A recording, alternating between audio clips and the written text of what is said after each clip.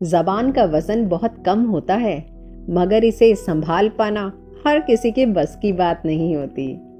एक बार एक लकड़हारा था। वो रोज लकड़ी काटने के लिए जंगल जाया करता था। रोज जंगल जाने की वजह से धीरे धीरे उसकी दोस्ती जंगल के राजा यानी कि शेर से हो गई। उस लकड़हारे का व्यवहार इतना अच्छा था कि शेर के साथ साथ जंगल के और भी जानवर उसके दोस्त बन गए थे। समय के साथ सभी की दोस्ती बहुत ही गहरी होती गई। एक दिन लकड़हारे ने तय किया कि वो एक दावत रखेगा और जंगल के सभी दोस्तों को अपने घर पर खाने पे बुलाएगा। ये सोचकर उसने अपनी पत्नी को बोला कि कुछ अच्छा सा भोजन बनाओ, मुझे मेरे दोस्तों को घर पर खाने के लिए बुलाना है।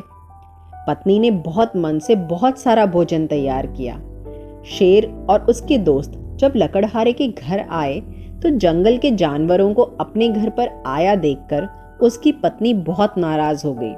वो गुस्से में अपने पति से बोली कि ये वहशी, ये दरिंदे, ये जंगली जानवर तुम्हारे दोस्त हैं? तुमने इन जानवरों के लिए मुझसे भोजन बनवाया है? ये बातें छुपकर शेर ने सुन ली और शेर चुपके से बिना कुछ कहे वहां से चला गया। ये सब लकड़हारे ने भी देख लिया था। उसे अपने आप पर बहुत शर्म आई। कुछ दिनों के बाद लकड़हारा जंगल गया तो वो शेर से नजरें ही नहीं मिला पा रहा था और वो अपनी पत्नी के व्यवहार से बहुत शर्मिंदा था। शेर ने लकड़हारे से कहा, तेरे हाथ में जो कुल्हाड़ी है ना, उससे मेरी पीठ पर वार कर। लकड़हारा ऐसा कैसे कर सकता था? उसने मना कर दिया, पर शेर नहीं माना। अंत में शेर ने बोला, यदि तू मेरी पीठ पर वार नहीं करेगा तो मैं तुझे खा जाऊंगा। अब लकड़हारे ने ना चाहते हुए भी उसकी पीठ पर वार किया। उस दिन के बाद बहुत दिन तक शेर और लकड़हारे की मुलाकात नहीं हुई। कुछ महीनों के बाद एक दिन शेर और लकड़हारा फिर से मिले। शेर ने लकड़हारे से कहा, जरा देख तो, तूने जो मेरी पीठ पर वार किया था उसका घाव अब भी वहां है या नहीं? लकड़हारे ने शेर की पीठ पे बाल हटाकर देखा, पर उसे वहां कोई जख्म नहीं दिखाई दिया।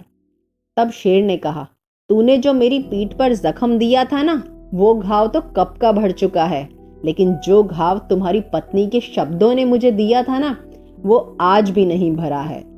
लकड़हारे ने बहुत अच्छा दोस्त खो दिया था। उस दिन के बाद वो दोनों कभी नहीं मिले। दोस्तों, इसलिए हमारे शब्द, हमारा व्यवहार सही होना बहुत जरूरी है। बिना सोचे समझे किसी को कुछ भी कह देना, गालियां देना सामने वाले को बहुत तकलीफ देता है और कई बार हमारे शब्दों के दर्द से सामने वाला जिंदगी भर निकल नहीं पाता। ये हमारे ऊपर है कि हमारे शब्द किसी के लिए घाव है या मरहम। इसलिए शब्दों को बहुत संभाल कर इस्तेमाल करना चाहिए, क्योंकि बेहतरीन इंसान अपनी मीठी जबान से ही तो जाना जाता है, वरना अच्छी बातें तो दीवारों पर भी लिखी होती है। कहानी पर हमेशा की तरह आपके सुझावों का इंतजार रहेगा। कहानी अच्छी लगी हो तो लाइक करें और हाँ, चैनल को सब्सक्राइब करना बिल्कुल ना भूलें। फिर मिलते हैं एक नई कहानी के साथ। तब तक खुश रहिए, स्वस्थ रहिए और मस्त रहिए।